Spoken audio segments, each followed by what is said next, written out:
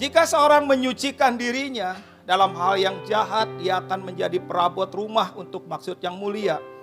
Ia dipandang kudus, dipandang layak untuk dipakai tuannya, dan disediakan untuk setiap pekerjaan yang mulia. Ayat 22, sebab itu jauhilah nafsu orang muda.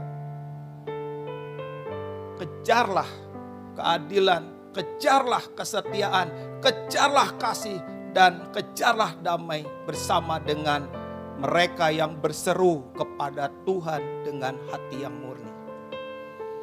Ayat ini berbicara tentang dua hal. Yang pertama bicara tentang jauhilah. Dan yang kedua bicara tentang kejarlah. Mendekat itu selalu dengan dua bagian ini. Satu sisi jauhilah, tanggalkanlah, lepaskanlah. Satu sisi berlarilah, kejarlah, dapatkanlah. Selalu berkaitan kalau bicara tentang mendekat kepada Tuhan. Tetapi kalau kita pengen mendekat kepada Tuhan, tapi kita gak mau jauhilah, gak pernah mau menanggalkanlah, maka kau gak pernah bisa mendekat.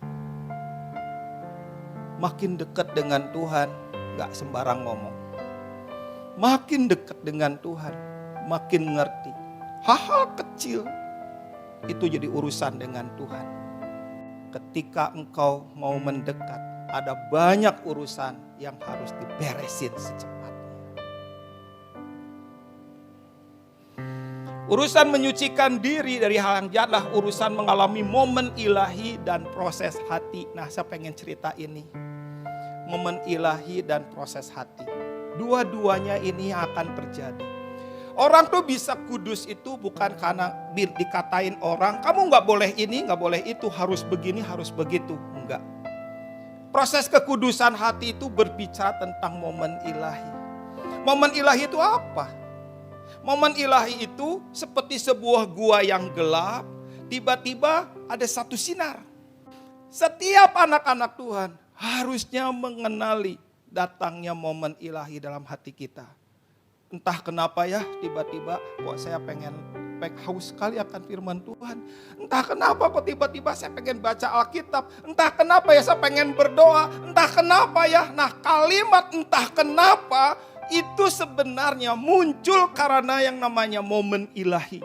Muncul tiba-tiba. Harusnya ketika itu datang, ketika tiba-tiba kok Tuhan gerakan untuk engkau pengen menyembah, saat itu harusnya kau responi di hadapan Tuhan. Kalau itu tiba-tiba muncul, mungkin lagi di kendaraan, tiba-tiba pengen nyanyi, tiba-tiba ingin berdoa, bahkan bertobat.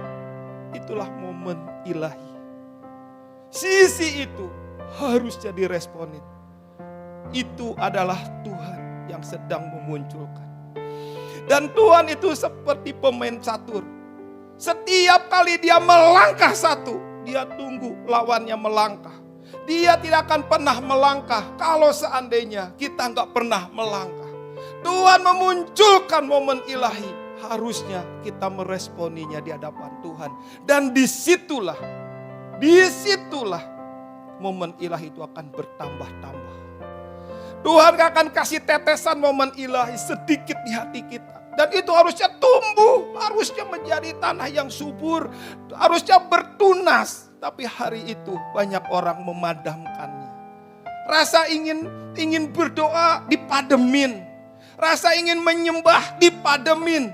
Rasa ingin memberi, Tuhan gerakan untuk kita ngasih seseorang. Tapi tidak terpademin. Itu momen ilahi menjadi padam.